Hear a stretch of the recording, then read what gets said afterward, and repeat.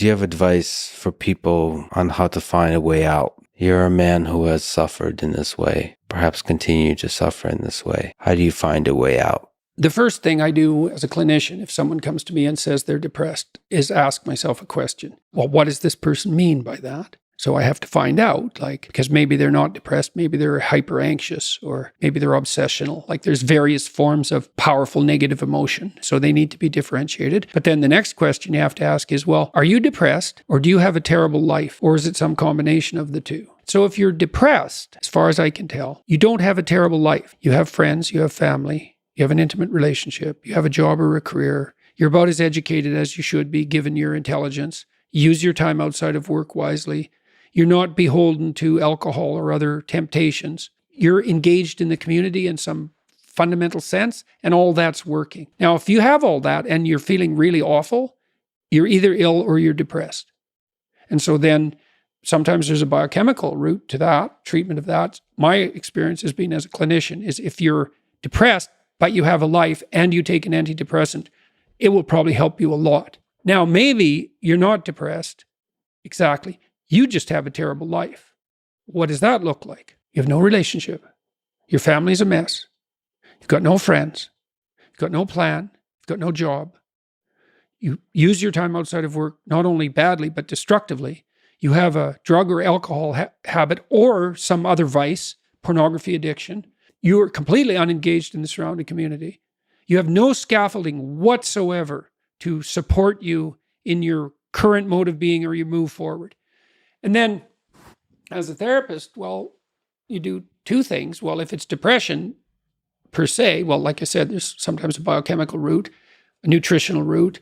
There's ways that can be addressed. It's probably physiological if you're, at least in part, if you're depressed, but you have an okay life. Sometimes it's conceptual. You can turn to dreams sometimes to help people because dreams contain the seeds of the potential future. And if your person is a real good dreamer and you can analyze dreams, that can be really helpful. But that seems to be only true for more creative people. And for the people who just have a terrible life, it's like, okay, you have a terrible life. Well, let's pick a front. How about you need a friend, like one sort of friend? Do you know how to shake hands and introduce yourself? I'll have the person show me. So let's do it for a sec. So it's like this. Hi, I'm Jordan. Right? And people don't know how to do that. And then they can't even get the ball rolling. I am very happy to hear that as a clinician, Jordan B. Peterson do not just give medicine to the people, he asks some questions first. Everyone knows that a lot of things matter in depression, your health, friends and family and relationships. In the talk, Jordan B. Peterson and Lex Friedman did a handshake, and Jordan B. Peterson said that a lot of people can't do that right. In my opinion, for the happy individual, it really matters that he/she can introduce himself to other people. Now let's listen to what Jordan B. Peterson has to say. And there's these elementary social skills that hypothetically, if you were well cared for, you learned when you were like 3. Yeah. And sometimes people I had lots of clients to whom no one ever paid any attention. And they needed like 10,000 hours of attention. And some of that was just listening because they had 10,000 hours of conversations they never had with anyone. And they were all tangled up in their head. And they had to just, one client in particular, I worked with this person for 15 years. And what she wanted from me was for me just to shut the hell up for 50 minutes, which is very hard for me, and to just tell me what had happened to her. And then what happened at the end of the conversation, then I could discuss a bit with her. And then as we progressed through the years, the amount of time that we spent in discussion increased in proportion in the sessions until by the time we stopped seeing each other, when my clinical practice collapsed, we were talking about 80% of the time. But she'd never been attended to properly, ever. And so she was an uncarved block in the Taoist sense, right? It is frightening to me to hear that there is a lot of people who did not get attention, so all they want from a therapist is to let them talk. In my family, when I was a child, I only wanted one thing, to get attention from the people around me.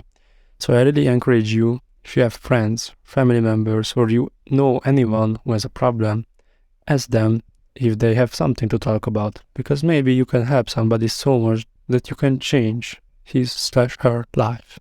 If you're listening and you're depressed, I would say if you can't find a therapist, and that's getting harder and harder because it's actually become illegal to be a therapist now because you have to agree with your clients, which is a terrible thing to do with them.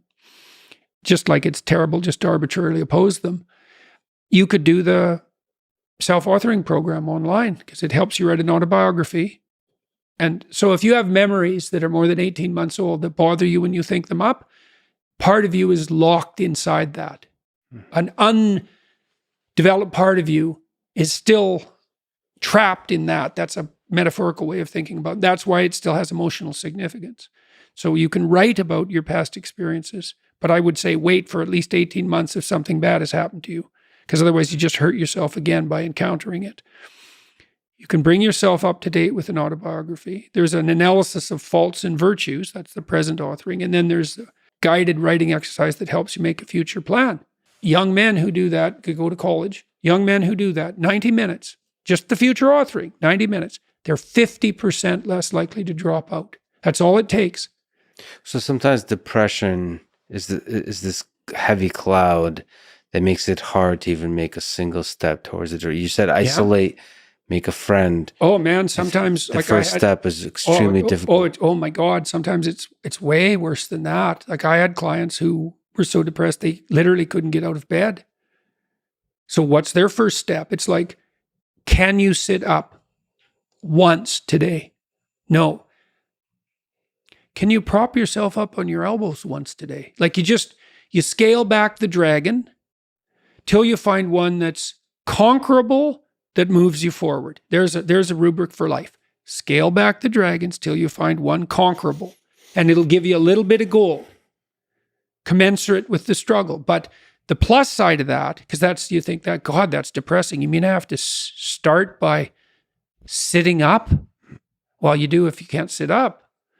But the plus side of that is it's the Pareto distribution issue, is that aggregates exponentially increase. And failures do too, by the way, but aggregates exponentially increase. So once you start the ball rolling, it can get zipping along pretty good. This person that I talked about was incapable of sitting with me in a cafe when we first met, just talking, even though I was her therapist. But by the end, she was doing stand-up comedy. So, it took years, but still most people won't do stand-up comedy. That's quite the bloody achievement. She would read her poetry on stage too. So for someone who was petrified into paralysis by social anxiety and who had to start very small, it was a hell of an accomplishment. Yeah, it all starts with one step. That ending from Lex Friedman, it all starts from one step. You don't have to think about the pressure or any scary things. Just think only about the gym and exercising. You have an anxiety to go there because maybe other people will watch you and they will judge you. I had the same experience when I started. What I had to do to conquer my fear is take one step. Just one. Go to the gym one day. Go to that yoga class one day. Go and run one day. But do not remain in the same place in your whole life. Thank you for watching. I upload every other day educational, inspiring, interesting content. I have uploaded a video where Jordan B. Peterson talks about advice for young people. Watch that and subscribe for more.